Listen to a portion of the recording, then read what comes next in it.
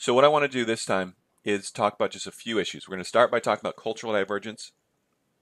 I want to raise the issue of hierarchy and its place in these complex societies, and then we're going to talk a bit about writing as well.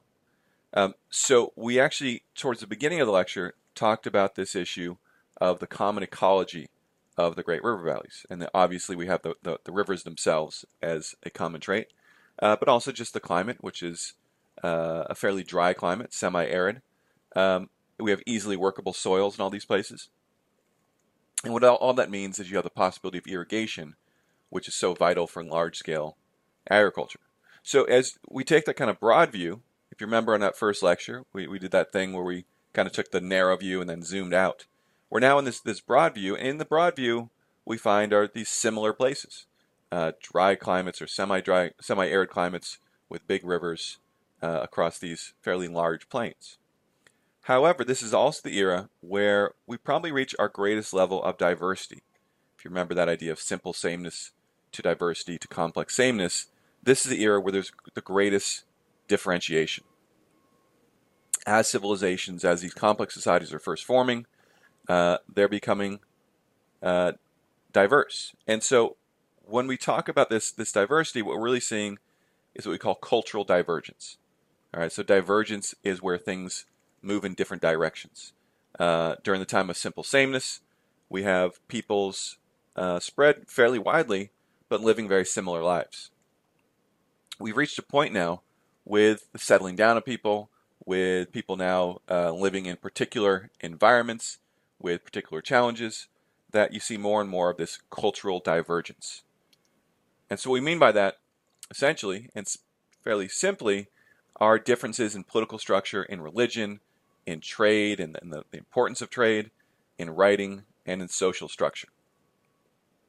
These divergences are emerging, as I said, because of the way these civilizations have to react to their distinct ecologies. Because it turns out that even amidst the similarities of their ecology in that broad sense, as we zoom in, we do start seeing there are some pretty significant differences.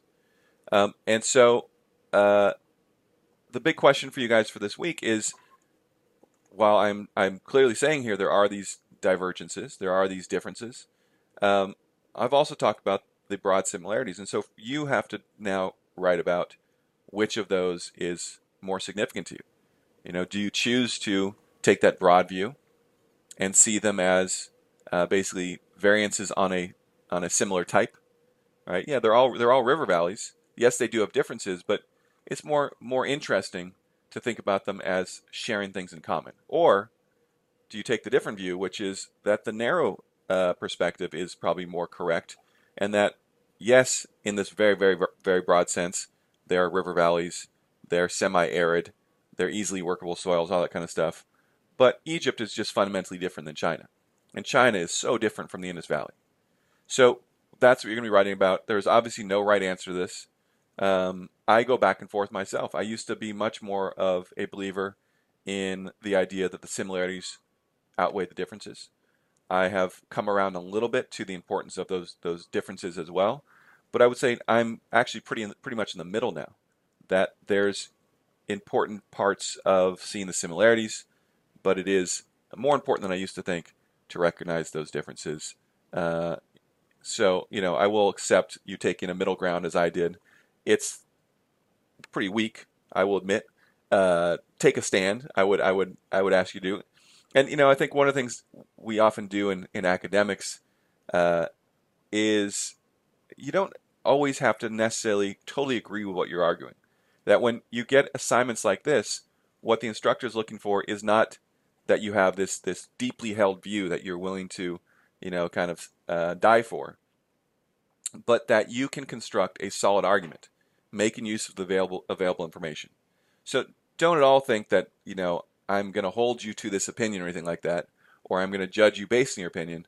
What I'm really looking for is your ability to make a good argument using the information you've received from, you know, from this stuff, from the reading, from all the material we've kind of gone over. So then the question that kind of comes out of this is the relationship between the development of agriculture and the development of distinct culture.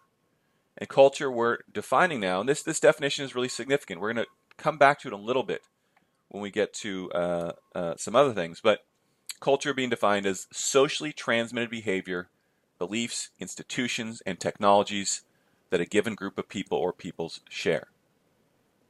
Culture, and as I said, we're going to come back to this, but culture is in many ways not distinct to humans, but humans use culture much more intensively than other species do.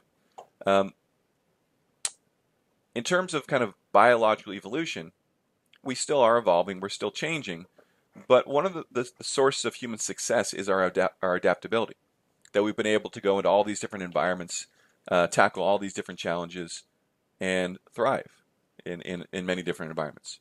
And one of the reasons for that is because of culture. Culture allows us to adapt very quickly to prevailing conditions without the necessity of waiting for evolution to take its course. All right? And so the kinds of behaviors that are passed down are often behaviors that increase the potential for survival. The beliefs we share are beliefs that help bind the group together and ensure success. The institutions, the technologies, all these things are essentially ways for us to help to survive in our given conditions. And so what culture does is establish these things, but culture is never set in stone. Things change, circumstances change, new challenges emerge, and culture has this ability to adapt to those changing conditions. So this helps answer this issue of why agriculture does lead to distinct cultures. Because as hunters and gatherers, although there are different environments, all that kind of stuff, largely speaking, the challenges are similar. Right? That you need to find food, you need to find animals that can be hunted, you need to find plants that can be gathered. And while there are certainly differences depending on environment, agricultural people must have, by necessity, a much more complex connection to the ecology around them, to the environment around them. And with that connection, there is a greater possibility for these very, very distinctive behaviors, beliefs, institutions, and technologies.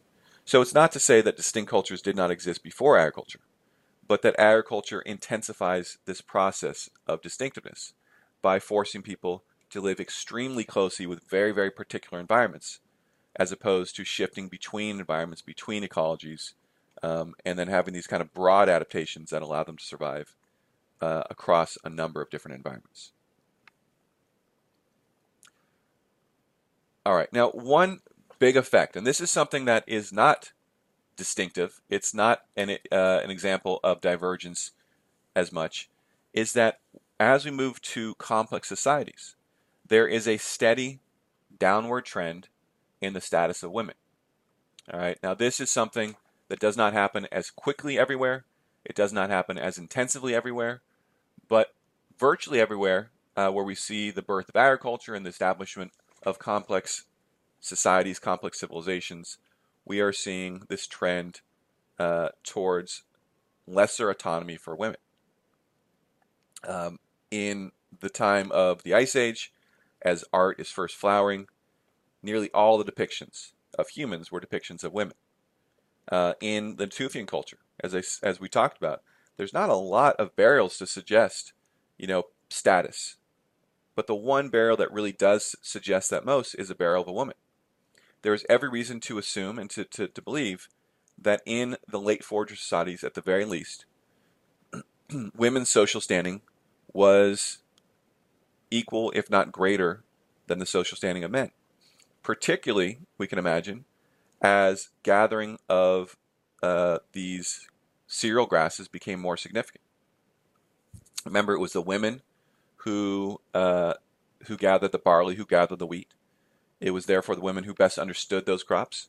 Therefore, it was almost certainly the women who figured out how to plant the seeds on their own. It was the women who were making the selections. And it was only later on, as these now farmed plants became so significant to the diet, that the men returned from the hunt, as we can say, and began taking their place in agriculture. We actually see this in some societies in the Americas. There are some indigenous groups who, when Europeans arrive in the 15th, 16th century, let's say 16th, 17th century actually, in North America, these were societies that did engage in farming, but the men still hunted. And therefore, for a long time, agriculture was seen by these groups as women's work. As the United States kind of took hold and began exercising more authority over various indigenous groups in the East, one of the things they encouraged them to do was to settle down and farm. And one of the reasons that there was some resistance to this, and there are obviously many reasons, but one of the reasons there was some resistance is because of the idea that this was not the kind of work that men did. Men went out and they hunted, they roamed around, women did farming. And so in order to kind of convince these people to stop hunting and gathering, stop hunting at the very least, which from the American perspective took up too much space. The United States wanted their land after all. They had to encourage them to farm, which took up less space than hunting did. But again, the resistance was because they saw farming as women's work. And so we would assume something similar at the birth of farming, that women did this work. And therefore, for a time, their status would have been higher because of their control over so much of the calories. However, with the rise of complexity, we see several signs suggesting a decline in women's status and authority within societies.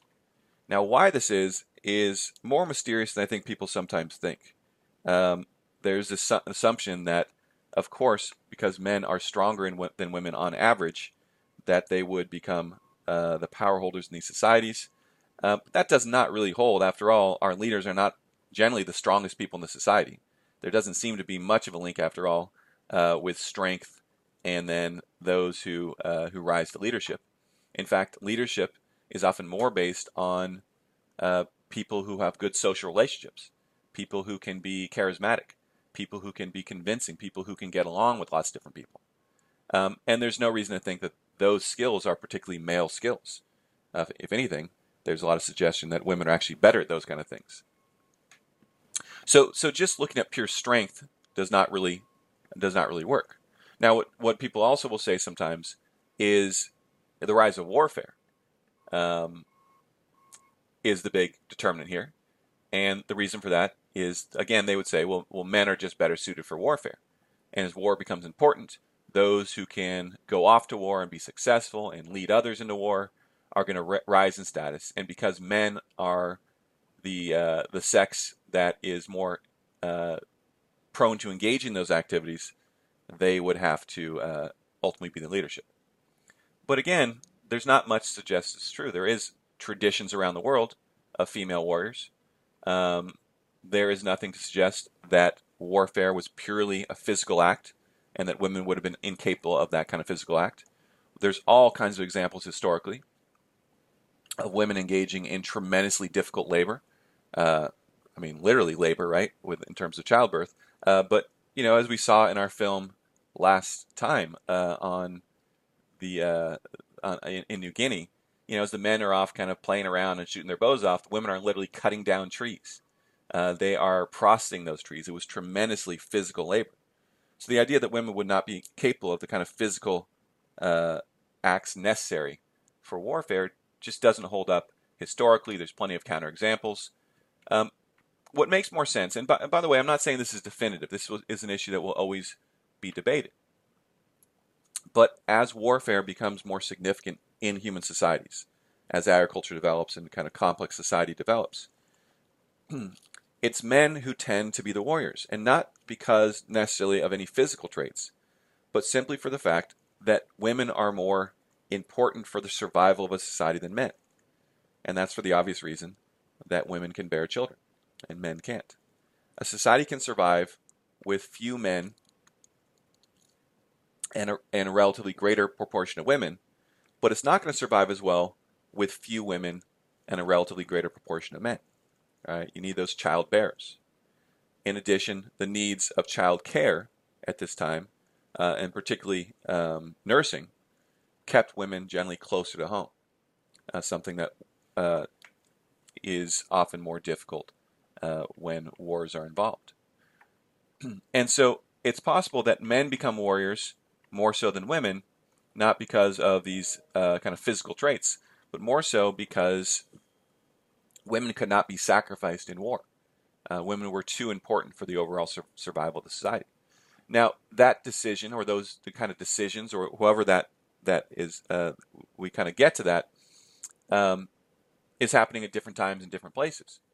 But what we see in virtually every place we've looked at least in this early phase of complex civilizations, is that the ruling class becomes a ruling class of either priests or warriors.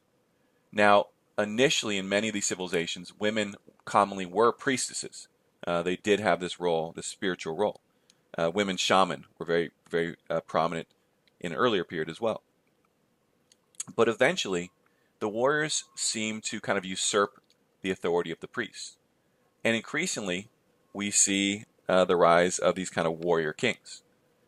And if status is going to come through warfare, as it seems to initially to eventually come, and women are more or less, although not everywhere, kind of removed from this this occupation essentially, then the ability of women to gain status would be limited.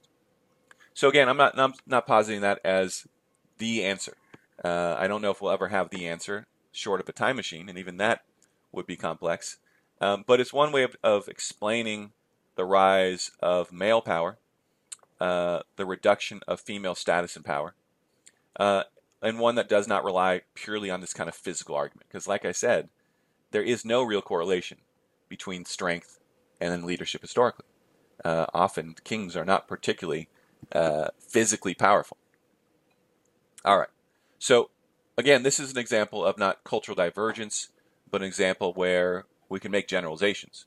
And the generalization ends up being that with the rise of complex society, there will be a diminution, there will be a lessening of the power and status of women within the society. And again, I'll repeat, it does not happen everywhere at the same rate. It doesn't happen everywhere with the same intensity. But there is that trend in all these societies. This image that's been on, by the way, is a little statuette from the Indus Valley. One of the few depictions, actually, we get of the human form from the Indus Valley civilization. It's a woman who is often going to be described as a dancer or prostitute. And so there is, even at that point, this this popularity of depicting the human form and using women to do so. That does become lessened over time, though, and we see fewer and fewer of this sort of thing in India, at least for a time. That does come back. All right, another example of the declining status of women, one of our clearest examples, comes from what's called an oracle bone transcription. This is from the Shang dynasty, China, so this would be about the 14th century BCE. And so the way the oracle bones worked is that what they would do is they basically ask a question. All right, so the point of the oracle bones was to essentially tell the future. So our first line here is the charge. You can read ahead if you want, but let's try to take this kind of bit by bit. So the charge is what they want to know. And what they want to know in this case is, would Lady Hao's childbearing be good? Lady Hao was the consort of the Shang king, one of his wives, in other words. Historical records suggest she was particularly important to him. She seemed to have a particularly high status amongst the wives of this king. And so he wants to know, will her childbearing be good? So the way this works is you would now have these specialized people who would take a metal rod, it would be bronze this time, and they would jam it into a bone. The bones were often the scapulas of cattle. They also used tortoise shells to do this. But they would shove this heated metal rod into the bone. It would create cracks. And the way they would tell the future is by essentially reading those cracks. All right. So we see similar practices in different places. In Mesopotamia, the practice was they sliced open the bellies of sheep, and then let the entrails fall out, and then a specialized priest would essentially read the entrails. The way they fell would offer signs. So it's all fairly random and strange. The Chinese do it this way. It's a little less messy than cutting open a sheep, I would guess. So there seems to be a transition at some point where there used to be a specialized priest or shaman figure who was responsible for reading the cracks. But what this particular transcription shows is that it was the king who read the cracks. All right, so he has kind of taken over this role of shaman, of one who can kind of contact the spirit world. And he says that the cracks suggest if it be a ding day childbearing, it will be good. If it be a gang day childbearing, there will be prolonged luck. This suggests there's a calendar, by the way, that they have reference to, and that essentially if it's the child's born on this kind of day, it'll be this outcome. If it's born on this kind of day, it'll be that outcome. The phrase prolonged luck is not very descriptive, but anyway, we can move on. The last step then, or technically I guess the second to last step, was the actual verification. So what actually happened? In this case, we get this very famous line, because this is quoted frequently actually. After 31 days on Jiayin, so this is one of these days, she gave birth. It was not good. It was a girl. All right. So this ends up being this very clear statement of declining status. All right. That women were already devalued at this time to the extent that the childbirth was considered not good because she had given birth to a girl. This suggests what we call a patrilineal society, a society in which inheritance goes to the male side, in which the male line is more important than the female line. It suggests patriarchy, a society dominated by men as well. And this is certainly going to be a trend in China, really from this point forward. We will see it in other societies certainly as well, but this is an indication of where we have arrived in Chinese history. The last step, by the way, of this process is they would inscribe these results into the bone itself. And so that's where we get our first Chinese writing. We will talk about that more in a bit. All right, so there is cultural differentiation for sure. The actual roles of women, the actual status of women is different in these different places. But as I said earlier, there is a general trend across these complex societies away from female autonomy and female political power. And by the way, this is an example of an oracle bone, just as an illustration. You can see the cracks here, and that's essentially what they're reading, and then this is the transcription. This writing here is a transcription of what happened.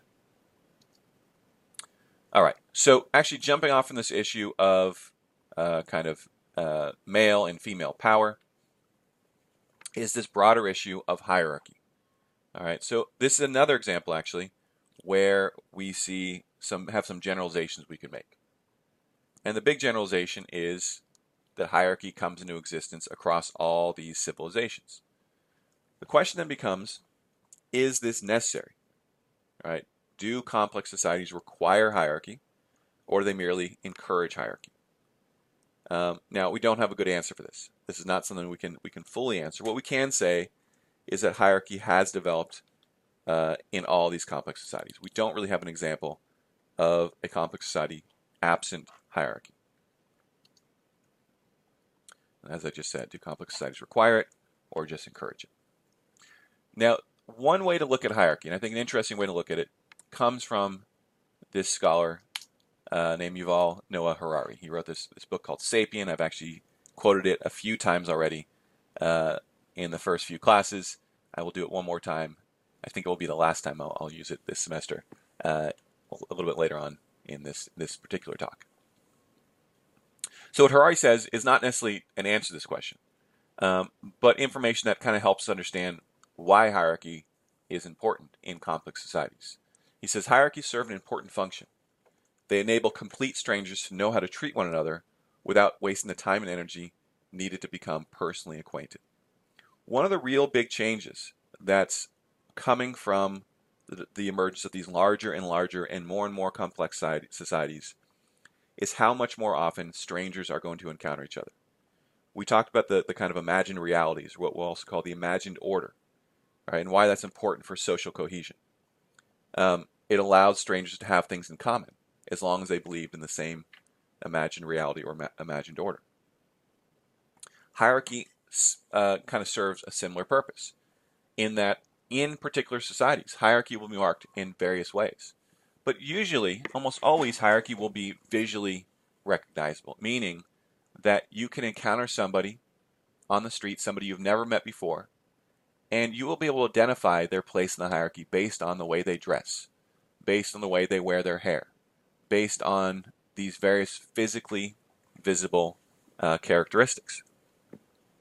And this is crucial because in a world in which strangers are constantly encountering each other, it would be very wasteful in terms of time and energy if you always needed to kind of figure out who everybody was individually before knowing the way to treat them.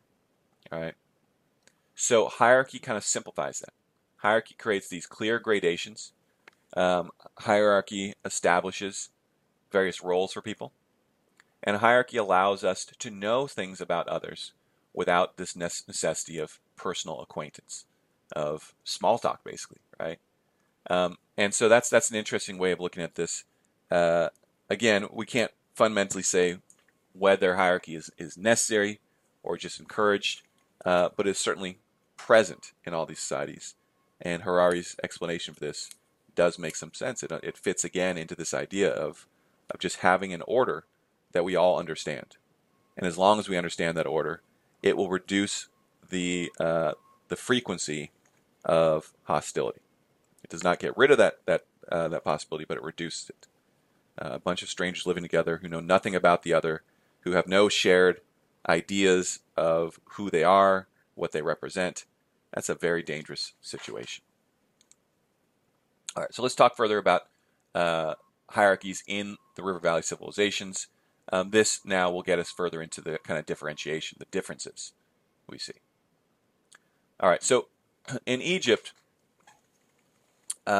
we get the pharaoh, and I know I talked about the pharaoh a little bit already, but the pharaoh is kind of a distinctive figure in that his role is much more pronounced than what we see in the other River Valley civilizations.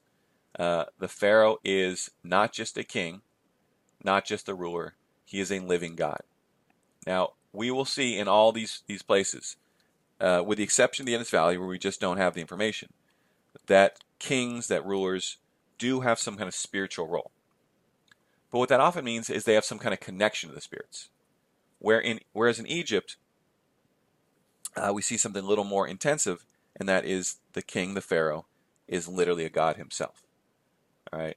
For this reason, or at least partially for this reason, we see no written laws in Egypt. Essentially, the word of the pharaoh is law. You don't need anything more than that. Now, ecology plays a role here, it turns out, because of the stability of the Egyptian environment. What it ultimately means is that things are predictable, right? That the river will do the things the river does. It will mostly provide the water you need. It will mostly provide the silt you need to continue farming. It will mostly flood when it's supposed to flood and not flood when it's not supposed to flood. And that predictability allows Egyptian rulers to take on more responsibilities, to claim, I should say, greater status. All right, so if you're the king in a place where rivers are more volatile, where the environment is more unpredictable, it would be hard to say, I am a god myself, because if you're a god, then why does all this bad stuff keep happening? All right, if you could control this, then why don't you? In Egypt, though, again, that's a little bit easier to make those claims, because if you say the river is going to flood at this time of year, it's going to gently deposit silt across our landscape and allow for bountiful farming for another year, well, you're mostly going to be right. You're going to be right enough, at least, that that you're not going to be undermined in terms of your authority. So Cheops here, Khufu, as he's also called, is the guy who is interred in the Great Pyramid, the most famous pyramid, one of the great pharaohs of Egypt, and a guy who certainly claims this dramatic authority. In Mesopotamia, the situation is very different. The Mesopotamian environment, as we talked about in class, is incredibly volatile. All right? It is hard to predict. The rivers are just flooding willy-nilly. I don't know if I've ever said willy-nilly before, but that's how volatile they are. I have to say willy-nilly. The environment will throw out these massive, unpredictable storms. Sandstorms will kind of rise up and just sweep away landscapes, sweep away farming, bury cities. And so in that case, the king's authority is much more difficult to manage. They can't claim that they can tell the future. They can't claim that they have these expanded authorities, because they're going to get seen through pretty quickly if they claim that. And so in this case, then, it becomes more necessary for kings to kind of make their case, right? And so what we see here is essentially a piece of propaganda. This is a king of in Mesopotamia, and this is all about his greatness, right? Now, the historical records suggest that he's actually not very successful, that his line would essentially end with him, but he's making the case here for his contribution to the bounteousness of his people. He's holding in his hand this oil flask, and it's overflowing with kind of these riches. And then the text also speaks to all the good he had done. But as you read, if you read the text, translate at least, what you end up with is almost desperate attempt to say, no, no, no, you got to believe me. I'm important. I did good things. Don't believe the lies. Fake news, I think is what he's saying, actually. So there's this kind of instability built into Mesopotamian ecology, and that means kings have to be more careful with what they claim. Mesopotamian kings do have a religious role, at times, in kind of communicating with gods, in terms of, I should say, reading various signs, but they cannot claim the authority of being a god themselves. This hilarious image is again from Mesopotamia, and this depicts Gilgamesh. And I think this one is a real kind of cautionary tale in some ways. What is being depicted here is Gilgamesh, and this might very well be the famed Gilgamesh of kind of ancient literature. What he's doing is wrestling this bull, and the bull is the kind of representation of drought. Right? So what the image then suggests is that the powers of Gilgamesh are such that drought cannot stand up to his authority. So when I said this was a cautionary tale, what I mean by that is, not knowing the time, I'm going to assume that you can't actually wrestle a bull to keep drought from occurring.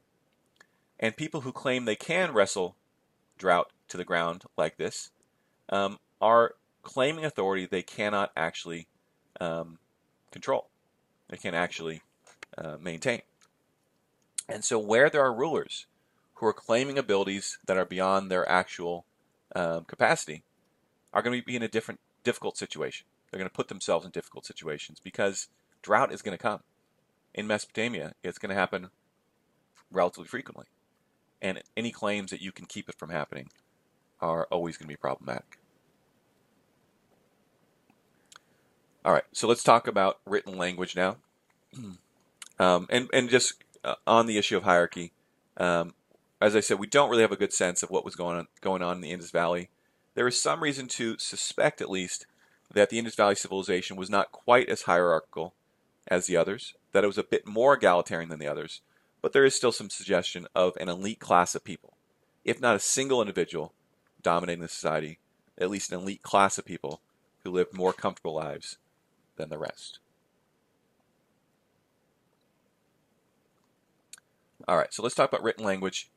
I think we will stop here. I think this will get us through enough of what we need to get through. But this gets us back to this issue of kind of culture and adaptability. All right, that we have this uniqueness amongst species in that our DNA is not everything about us. Right? That our behavior is not just about these kind of inherent traits. It's about these kind of cultural and socially constructed ideas. So we're not all innate. We're not all about instinct. A lot of what we do is because of socially constructed, culturally constructed ideas of what is proper, what is improper, and that sort of thing. Humans are a particularly social animal. I did not get into this the previous week, but it's an important idea. We are an incredibly social animal, and we live in these very complex societies. Even before we get to agriculture, our societies are complex. And so this leads to potential problems. All right. However, the way these issues are dealt with a little bit is actually through biology, and that is humans have very long childhoods. All right. We develop quickly, or I'm sorry, we're born relatively early. Our brains are so big, our heads are so big, that if we had fully developed in the womb, women would not be able to give birth to us. Right? Mothers would not be able to give birth. Our birth canals are too narrow for our heads. So humans are born before they're fully developed. Our heads are still soft. They're not as big as they would become. And this allows us to be born through what are relatively narrow birth canals. Being born early then has a couple effects. It means on the one hand that we're helpless. Right? Babies are completely helpless. They can do nothing. Right? They barely can open their eyes. You watch a horse being born, they can kind of stand up right away. Right? We're pretty close to it. Humans can't do that. Being born so early, though, while it does make us helpless, gives us extra time to learn all the social behaviors necessary to survive in our societies. Right? So we have this elongated childhood. We have this elongated period of just complete helplessness as well. And that ends up playing a really, really big role in that it allows us to pick up on social and cultural norms. So that once we come of age a little bit, once we reach at least later childhood, when we can walk and talk and do all the things that we kind of need to, we have already kind of ingested, already learned a bunch of these behaviors that are not encoded in our DNA. All right, so this, again, on that same point, the rules of social order are not passed down hereditarily. They don't just emerge from birth. They have to be taught, and that long childhood allows that to happen. So, because our societies get larger and larger, the imagined order that's created, those imagined realities that we invent, require a conscious effort. We can't just say, well, it'll all work out. There's this constant effort needed to hold everything together, to maintain the order that we've constructed. Now, humans can memorize a lot of information. Our brains are massive, of course. But as we get to the time of the large complex states, the amount of information, the pure quantity of information, becomes too large. All right? There, are generally going to be in most groups, small groups or large groups for that matter, some individual or individuals who are essentially specialized memory experts. They can memorize the stories. They can pass down those stories, right? Those are the bards, right? Those are the storytellers. Sometimes those are the priests or the shamans who have that role as well. So it's always going to be the case in human groups that somebody has that role. But as societies get larger and larger and more complex, the idea that one person can do this, or any individuals can memorize all the information that goes into these massive states, becomes less likely. Because ultimately the human brain is a poor storage unit for the immense amounts of data that these big societies are creating. Again, it's fine when you have a small society. It's fine when all the information can be told in stories or turned into songs or chants, which are easy to memorize. It gets a little more difficult when you get to these very, very large societies. So there's basically three reasons why our brains don't make for the best storage units when it comes to massive amounts of information. On the one hand, our brain capacity is limited. You guys are probably encountering this. You're like, why is he still talking? My brain cannot store any more of this information. But we've all had that thing in the modern world where you have some bit of information in your brain that's ridiculous and unnecessary, but it's just in there, and we have that feeling. What if I could get rid of that stupid song's lyrics, for instance, and have some important information in there instead? But there's that kind of idea. No, that's taking up space in our brain. There's no room for understanding the tax code or whatever it is. All right. So we have limited brain capacities. We just cannot store everything. Second, obviously, I hope I'm not shocking you guys here. I hope nobody spirals into kind of this existential crisis because of this. But we are mortal. We are all going to die, and so even if certain individuals could memorize huge amounts of information, the tendency is not the tendency, they are going to take it with them when they die. All that work to memorize and store is lost upon death, and you can do your best to make sure there's somebody there who's at your your beck and call and who's learning from you. But one of the things about death, and even more so in ancient societies than our own, is that it is unpredictable. We just don't know when our time is going to come. And so the idea that you can be prepared for your death is never totally going to be true. Maybe you don't have time to pass on all your information before you die. Maybe your mentor died early, and so you didn't get all of his information. And then maybe you die early, and so whoever you're mentoring, whoever your, we'll call him an intern is, doesn't memorize all the stuff that you had memorized. It's very easy to lose information when it's all stored in these brains of mortal creatures. But the last issue gets more into the specific components of complex societies. That, as I was suggesting earlier, our brain is pretty good at storing and processing certain types of information, especially when they're stories. One of the reasons that stories are significant, so significant to humans, is they're just good ways of memorizing things, right? There's a chronology, there's a beginning, middle, and end. There's often a moral. There's familiar characters. And so if you have all those components, you can remember a story. And even if the story, changed a little bit. Remember with the story of Mushi, the kind of Moses story told by that Chinese historian. The story kind of survived as it moved from place to place. It wasn't exactly the same, but many of the same elements were there. So as long as you have kind of the right characters, kind of the right chronology, and hopefully the right moral as well, you don't need to memorize every detail. Songs also.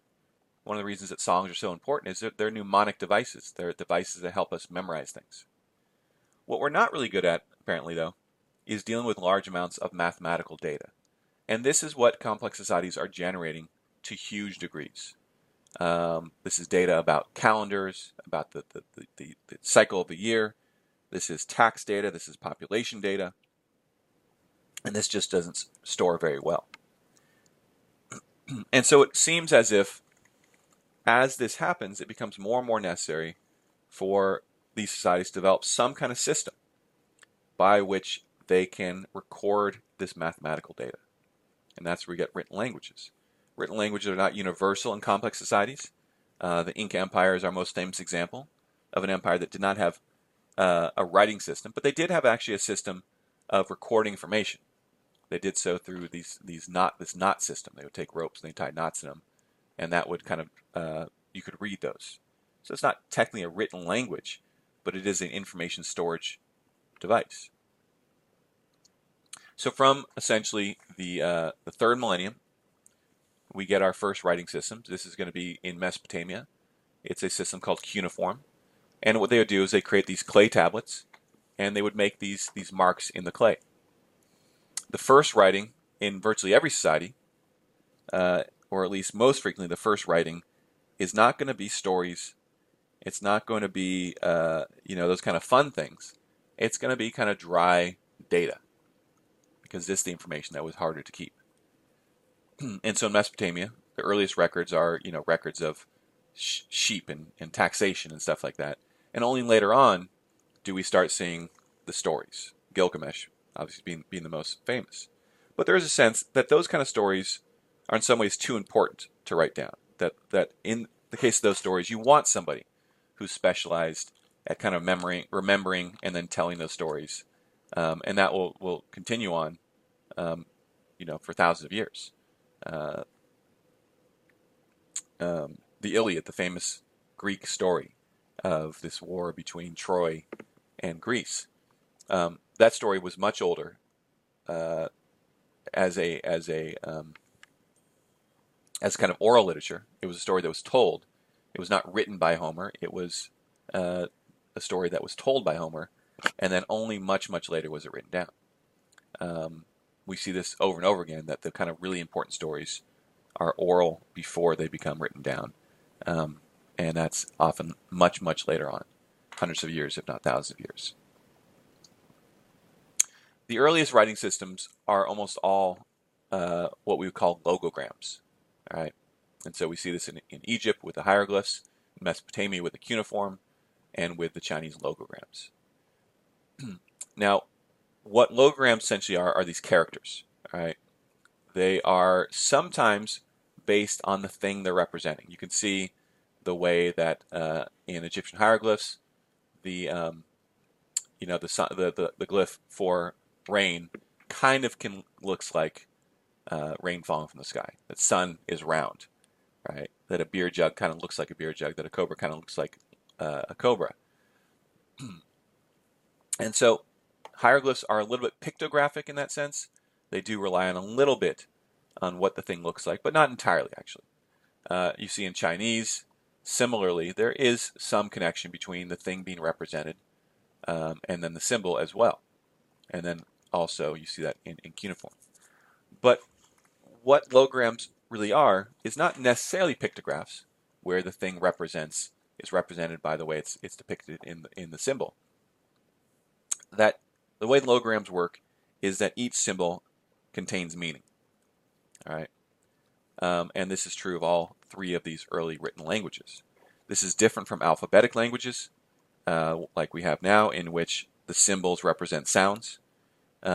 So in these kind of languages, literacy required massive amounts of memorization. You had to memorize, in Chinese, I don't have the data for the other two, in Chinese, you have to memorize at least, I think, 2,000 characters to be literate, and then highly educated people would know thousands more. So there are benefits and kind of detriments to this kind of system, but the first writing systems are all logographic, and it's not going to be until the Phoenicians, much later on in the first millennium, that we get an alphabetic script, and then ultimately that alphabetic script would spread elsewhere. All right, so you're gonna read, one of your things you're reading is the importance of writing and civilization, so you can kind of continue that discussion there. Lastly, I'm not going to read through all this, but please examine this slide here. The PowerPoint again is posted on the module or in the module, or you can just pause this and read it certainly as well. But it's just kind of differentiating the cultures of these four River Valley civilizations.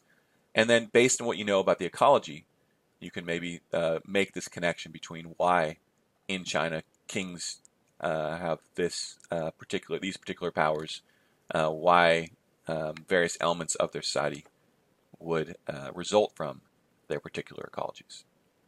All right, I'm going to finish there. That went a little bit longer than I had intended, but once I get going, you can't stop me. So I apologize for that. So we'll see what happens in the weeks to come. Every once in a while, I'll probably do these. It's not my preferred way of doing it. I'd rather take care of this in class and then do other things. But there were just these particular issues